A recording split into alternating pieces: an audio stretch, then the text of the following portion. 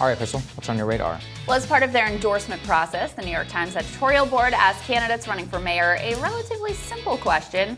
What is the median price of a home in the borough of Brooklyn? Well, what's your guess, dear viewer, knowing as you likely do that Brooklyn has some of the highest living costs in the entire country, rivaling places like San Francisco and their neighbors Manhattan? Whatever you guessed, chances are you got way closer than some high-profile candidates. So here we go. Wall Street's pick for mayor, Ray Maguire, he's a former Citigroup executive, predictably had no clue how outrageously expensive housing had gotten for the peasant commoners. When Mara Gay asked him what the median housing price in Brooklyn was, he replied, "It's got to be somewhere in the $80,000 to $90,000 range, if not higher." The correct answer, of course, $900,000. Even more embarrassing, however, was the answer from Sean Donovan, who was Obama's Housing and Urban Development Secretary and Bloomberg's Housing Commissioner. Here is that exchange. Mara Gay, do you happen to know what the median sales price for a home is in Brooklyn right now? Donovan, in Brooklyn? I don't know for sure. I would guess it is around $100,000. Gay, it's $900,000. Donovan, median home, including apartments? Gay, all of it, yeah.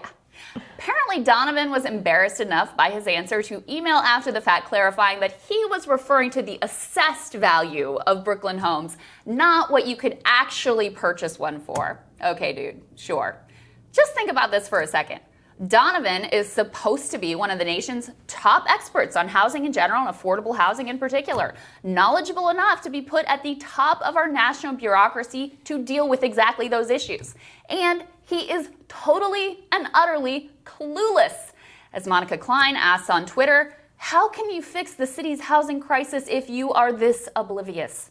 Sadly, however, these two guys are emblematic of a much larger problem, one of the most significant in my mind within our political class. If they seem clueless, oblivious, and out of touch, it's because they are clueless, oblivious, and out of touch. What are you going to share with us from your home? Chocolate. Really? Chocolate candy. Oh, wow. And this is something you can get through the mail. Okay. Never run out. Can I show you? Me. Yeah, absolutely. This is the episode of Cribs I never knew I needed. Oh my, wow. Other people in our family go for some other flavors, but chocolate, and then we have some other chocolate here. Remember that incredible moment? Pelosi showing off her insanely expensive fridge packed with insanely expensive ice cream, all while her working class constituents lined up at modern day bread lines last April at the very beginning of the pandemic. Or just witness Democrats going to the mat for a repeal of the SALT tax cap while simultaneously fretting that raising taxes on the rich might be a political liability. Did you get that? They apparently think low taxes on the rich are popular and higher taxes on the rich are unpopular. Obviously, the exact opposite is true. The Republican Party and Donald Trump were at their lowest ebb of popularity after passing their ridiculous corporate tax cuts. Biden's plans pull at a higher level once people find out they include hiking taxes on corporations. A new Pew poll shows that more than 80% of Americans are bothered by the fact that corporations and the rich do not pay their fair share. Somehow, though, our nation's legislators, not to mention their media allies, seem to only hang out with the 7% of Americans who are cool with how much the rich pay right now in taxes. Republicans, of course, are even worse. While small businesses struggle, millions face mounting healthcare bills, and an eviction crisis looms, their priorities are keeping taxes low, blocking pro-union reforms, and complaining that a $300 unemployment benefit is too generous. Allow me to introduce you to their new, incredibly relatable hope for a blue state comeback. My friends are leaving California. Actually, we're at my hangar. The guy across right over from me, he was packing up his hangar. I said, "Where are you going?" And he says, "I'm moving to Sedona, Arizona. I can't take it here anymore. I can't walk down the streets and see the homeless." I don't want to leave. Okay, either I stay and fight or I get out of here. Packing up his airplane hangar. Of course, none of this is a surprise or an accident. Congress is a millionaires club that is further surrounded and cosseted by thick layers of other millionaires covered by journalists who desperately wish to be a part of this millionaires club. Who could have imagined that a system which elevates the wealthy to power and then forces those wealthy people to spend all day talking on the phone to other wealthy people while being lobbied by wealthy people representing even wealthier interests could lead to some out-of-whack priorities? No one could have seen that coming. This self-reinforcing system of wealth serving wealth has predictably also nearly shut working class people out of politics altogether. Even as other diversity metrics of race and gender have improved, politics has remained almost exclusively a game for the rich. Workers make up about half of the U.S. population, but less than 1/10 of American elected officials. This even after electing high-profile working class people like AOC and Congresswoman Cori Bush. Now look, some working class people have terrible politics. Some wealthy people are fantastic class traders. FDR certainly comes to mind. But overall, if you have a system that is closed to anyone outside of an already elite strata, you are going to end up with a government that sure doesn't seem to look and sound and prioritize the same issues that the vast majority of the public would value. And you end up with candidates for office who are utterly clueless as to just how insanely out of reach the basics of the American dream have become for regular people. Move over George H.W. Bush.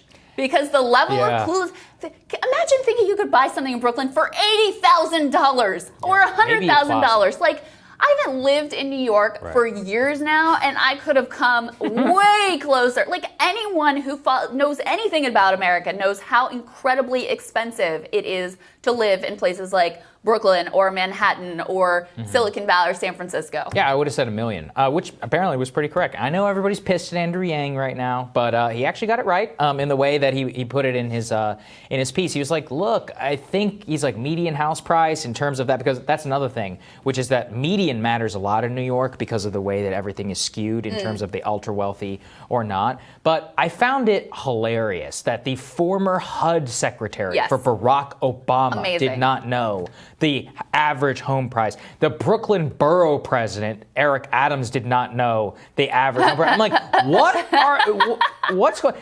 And, you know, like, maybe it doesn't matter. Like, maybe they, like, what does that qualify in terms of, like, how they view the job or not? But at the same time, like, maybe you should know. Like, especially if a part of your campaign is about housing affordability. Yeah, I really think that you should know what the average home price is.